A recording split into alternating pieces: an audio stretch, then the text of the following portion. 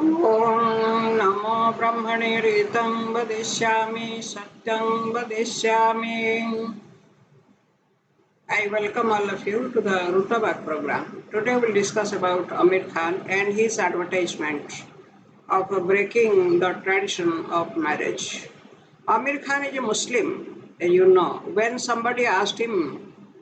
In the past, when somebody asked him about the violence in Bakrid and about some other practices of Islam, he said he has nothing to say about religion.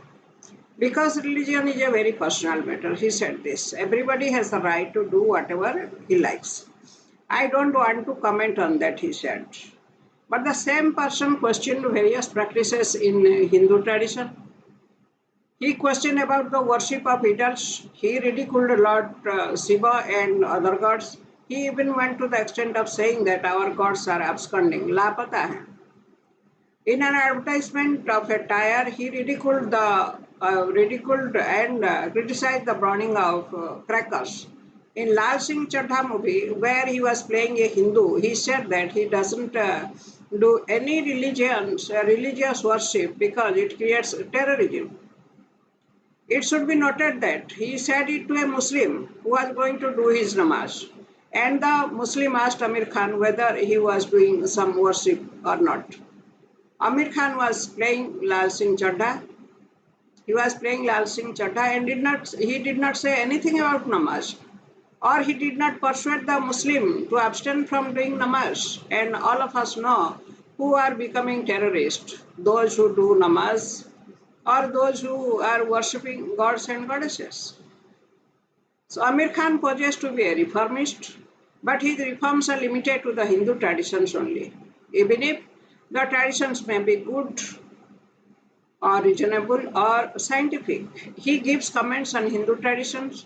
He has to ridicule in the traditions only of Hindus, not of Muslims or Christians.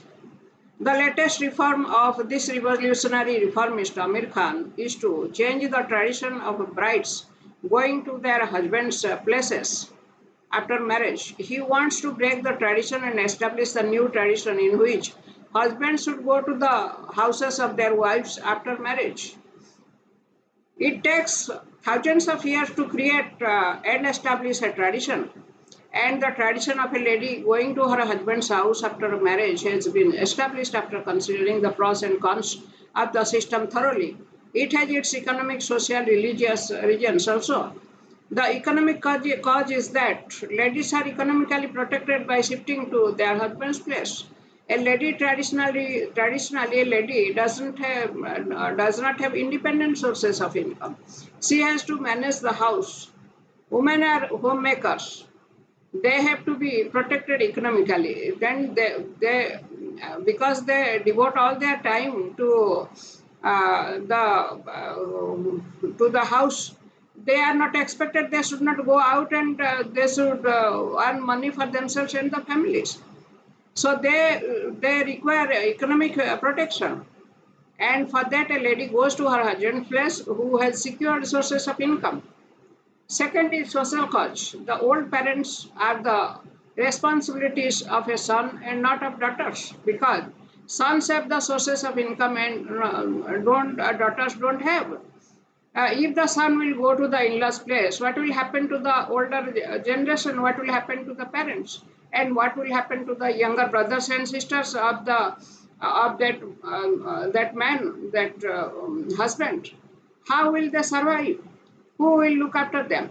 Therefore, it is the social system that the girl goes to the husband's place and she helps her husband in taking care of the old parents. The girls go to the husband's places. Therefore, it is a social system that the girl goes to the husband's place and she helps her husband in taking care of the old parents and young children in the family. And there are also cultural and religious causes behind it. The daughter-in-law has the responsibility to continue the religious and cultural tradition of her husband's place. The daughter will go to her husband's place and she will take the charge of continuing the religious and cultural traditions in her husband's place. Thus, it is a good tradition that the lady goes to her in-laws place after marriage. Shifting to one's husband's place in no way denigrates her place in the family or in the society, in a civilized society.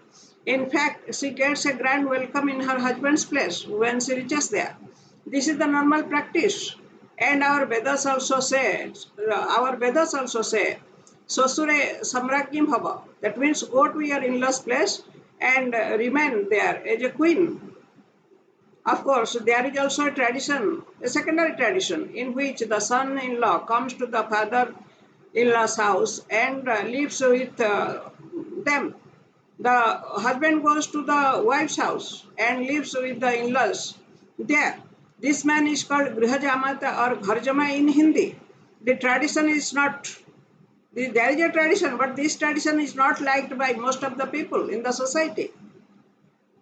Not only men do not like it, women also do not like it.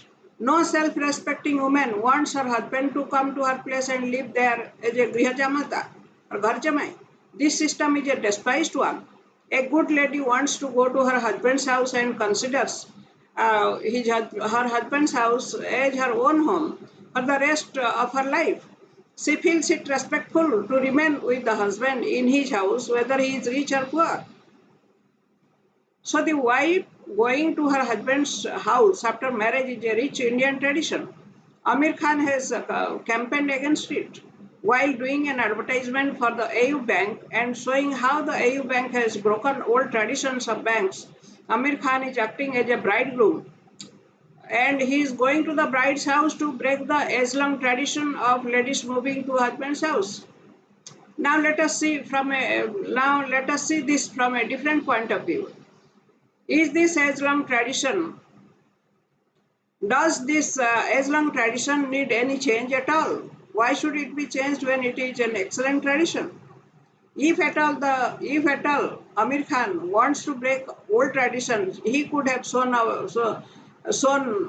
he could have shown a breaking the triple talaq tradition where a Muslim man can divorce his wife by uttering talaq 3 times, maybe in one go or maybe at a gap of 1 month between two utterances. He has to utter talak in 1 month, in the second month again talak, in the third month again talak. So in 3 months he can utter 3 talaks and he can divorce his wife. He doesn't have to show why he is divorcing his wife, and the wife has nothing to, no way to defend herself. Amir Khan did not try to break the painful halala tradition either, where the divorced lady has to marry and have sex with another man if her ex-husband wants to marry her again. First, the husband can divorce a wife by uttering talak 3 times, maybe in one go or maybe after a gap of 1 month between two talaks. Then if the same person wants to remarry the same lady, then that lady has to marry another man, and not only marry, he has to sleep with him and have sex with him. After the second husband divorces him, then only he can marry the first husband. This is the tradition of halala. And Amir Khan doesn't find anything wrong in this tradition. He doesn't want to break it.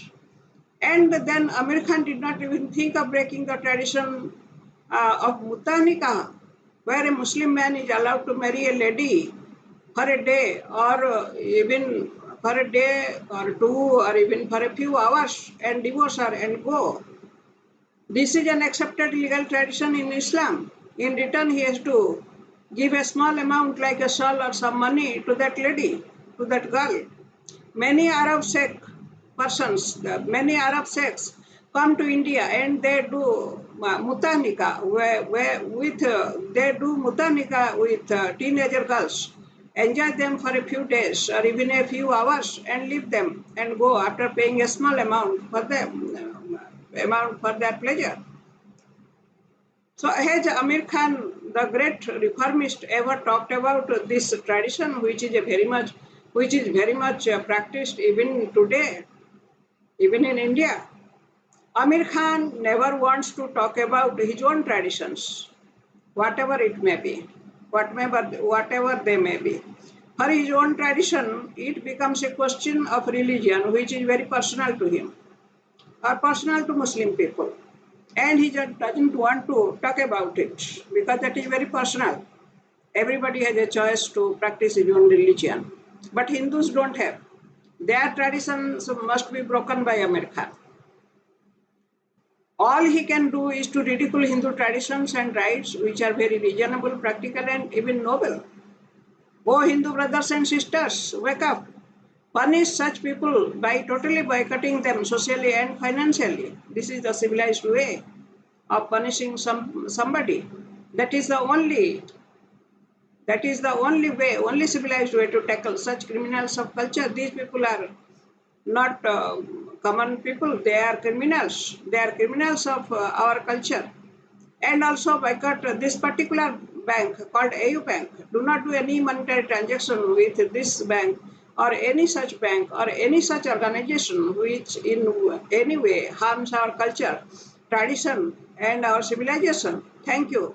Thank you for listening to this this discussion. Thank you again.